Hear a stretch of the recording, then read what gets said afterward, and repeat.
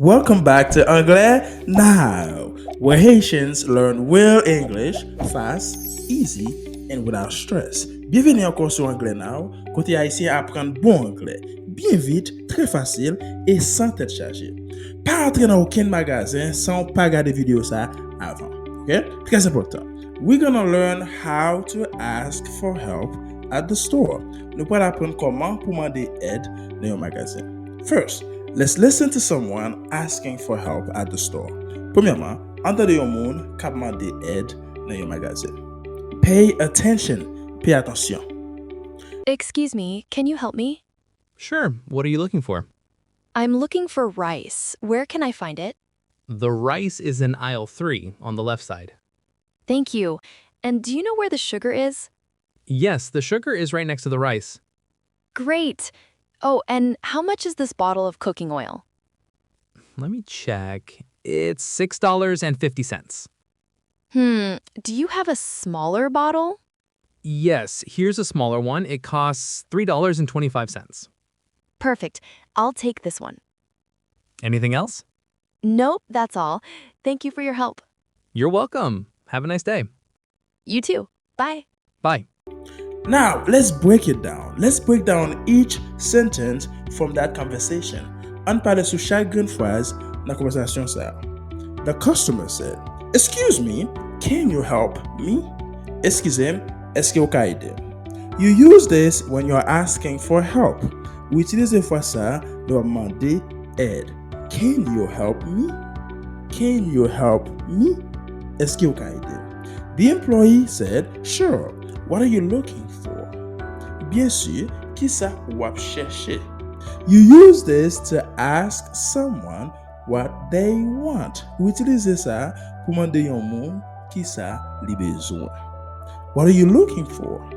What are you looking for? Qui ça wap chercher? The customer said, "I'm looking for rice. I'm looking for rice. Where can I find it?" M'a chercher diri, ki kote m ka jwenn li? You use this to ask about the location of something. Ou utilize ça pour demander ki kote yon bagay ye. I'm looking for rice. Where can I find it? Where can I find it? Ki kote m ka jwenn li? The employee said, "The rice is in aisle 3 on the left side." Diria nan troisième rangée ya sous bord gauche la.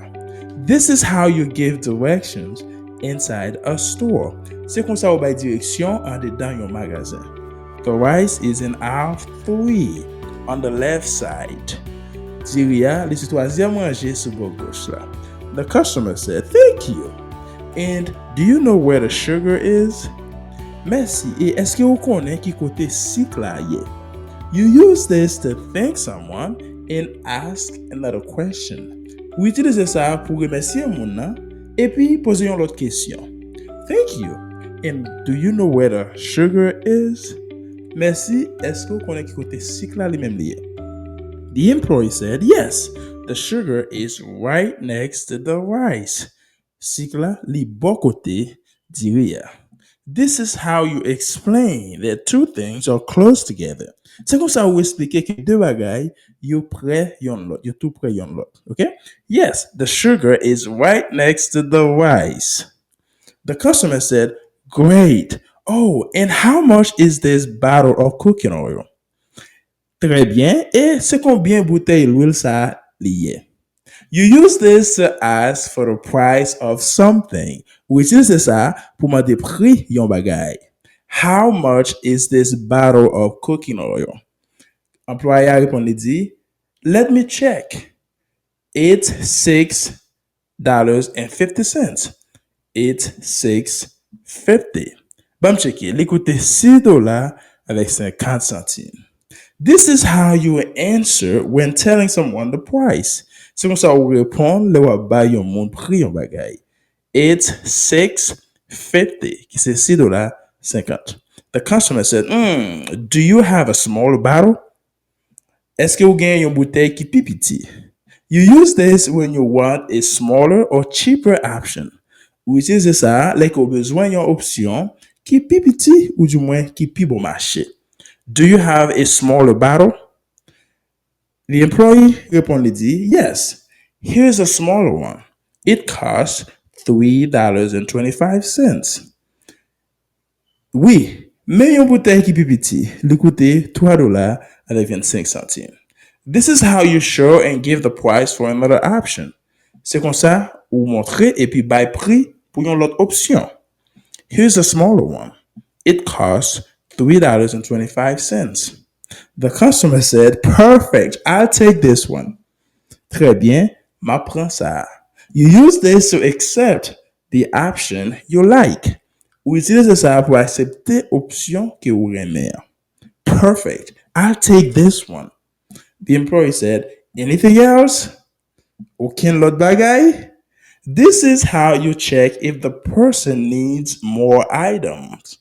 C'est comme ça ou checker pour si moun a besoin l'autre bagay. Anything else? The customer said, no, that's all. Thank you for your help. Non, c'est tout. Merci parce que vous aidez.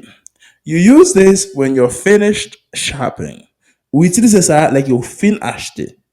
No, that's all. Thank you for your help. The employee said, you're welcome. Have a nice day. Pas de problème. Passez une belle journée.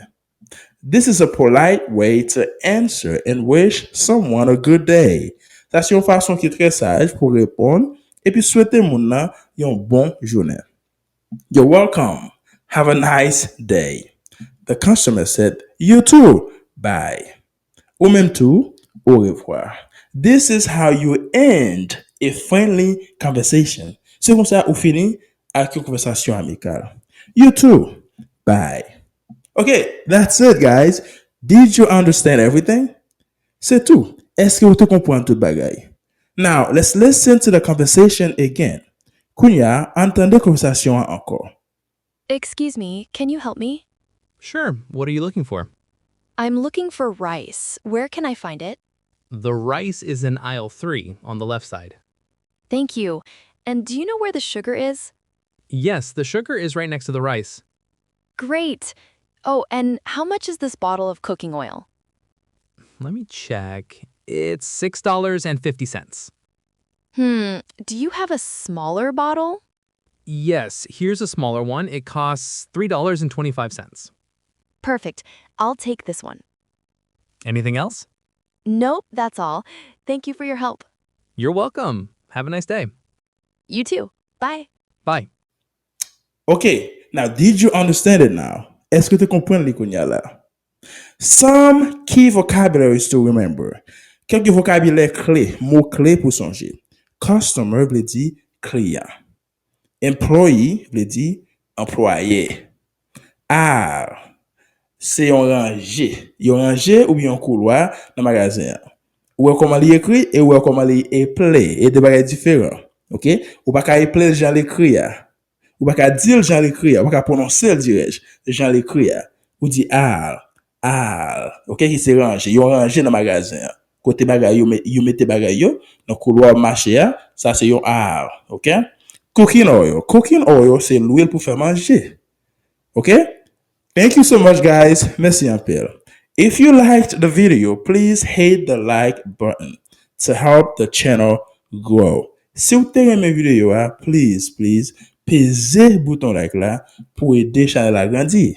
And share the video with someone else. Et puis partagez la vidéo avec un autre monde. C'est très important. C'est la meilleure façon pour aider la chaîne à grandir. Thank you so much, guys. And I'll see you in the next video.